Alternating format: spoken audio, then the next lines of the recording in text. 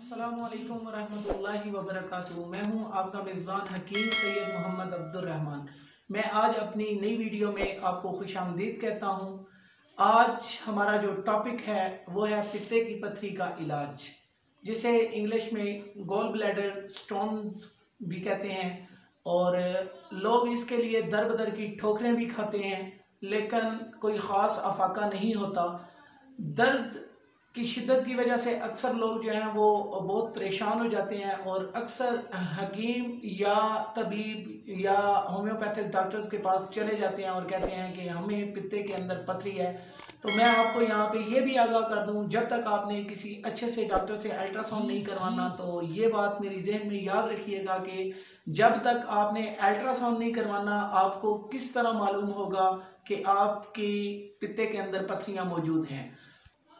इसके मुतल्लक बात ये करते हैं कि ये होती कैसे हैं। अक्सर लोग जो बड़ा गोश्त खाते हैं तो उसमें नरम हड्डियां होती हैं।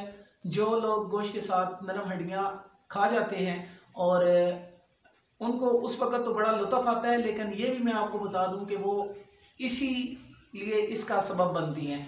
और दूसरे नंबर पे अक्सर मुर्गन ग़िज़ाएँ लोग बहुत ज़्यादा शौक़ से खाते हैं, उसमें कोलेस्ट्रॉल की ज़्यादती की वजह से ये सबब बनता है।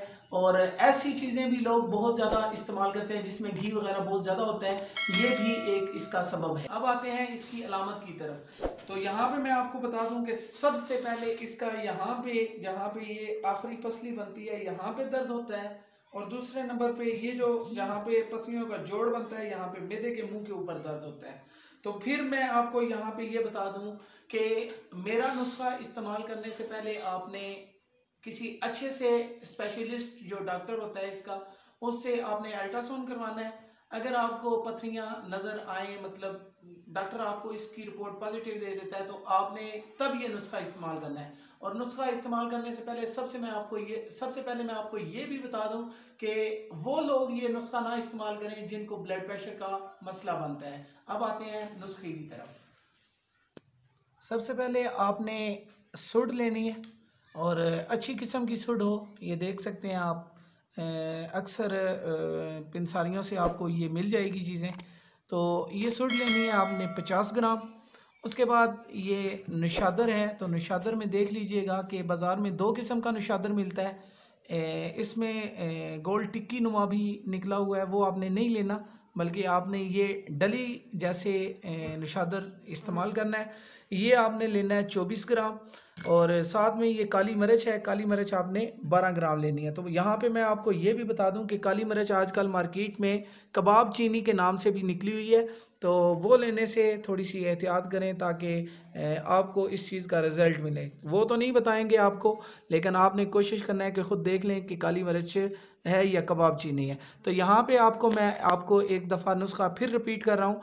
सुड आपने लेनी है 50 ग्राम, निशादर आपने लेना है 24 ग्राम, और काली मिर्च आपने लेनी है 12 ग्राम। इन तीनों चीज़ों का आपने सफ़ूफ बना लेना है। किसी ग्राइंडर जो होता है उसमें ग्राइंड कर लें, या जो हेमंदस्ते की मदद से आप इसको सफ़ूफ बना लें। सफ़ूफ की भी मैं आपको शक्ल दिखा देता हूँ कि इस तरह का आपको सफ़ूफ मिलेगा। तो आपने कोशिश करनी है कि ये सुबह दोपहर शाम 3 टाइम तकरीबन छोटी जो हाफ़ टी स्पून होती है वो इस्तेमाल करनी है। तो गाय के दूध के साथ इस्तेमाल करें तो बहुत ज़्यादा रिज़ल्ट मिलेगा।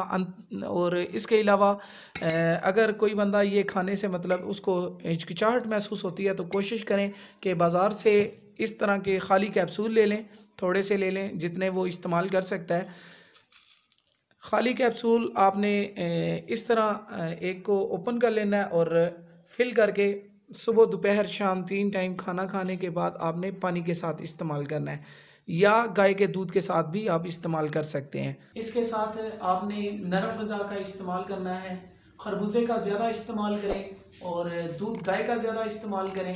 और इसके अलावा कोशिश ये करें कि एक पोरा तकरीबन अदरक का हो, और 1 चम्मच जो हाफ़ टी स्पून होती है वो सौंफ की हो। उसका रात को सोते हुए कहवा भी बनाकर इस्तेमाल कर सकते हैं। बाकी आप इंशाल्लाह ये 20-24 दिन हमारा नुस्खा इस्तेमाल करें। मेरे पास अल्हम्दुलिल्लाह इस तरह के बहुत से पेशेंट आए हैं जिनको अल्लाह ताला ने उन पर रहम भी किया है और आप भी इस्तेमाल करें, कोशिश करें। इसके अलावा मैं यहाँ पे आपको ये भी बता दूँ कि 20-25 दिन अगर आप हमारा नुस्खा इस्तेमाल करते हैं तो कोशिश करें कि हमें कमेंट्स में लाजमी बताइएगा। बाकी अब तक के लिए इतना ही, इंशाल्लाह नेक्स्ट वीडियो में मिलते हैं। आपका मेज़बान हकीम सैयद मोहम्मद अब्दुर रहमान।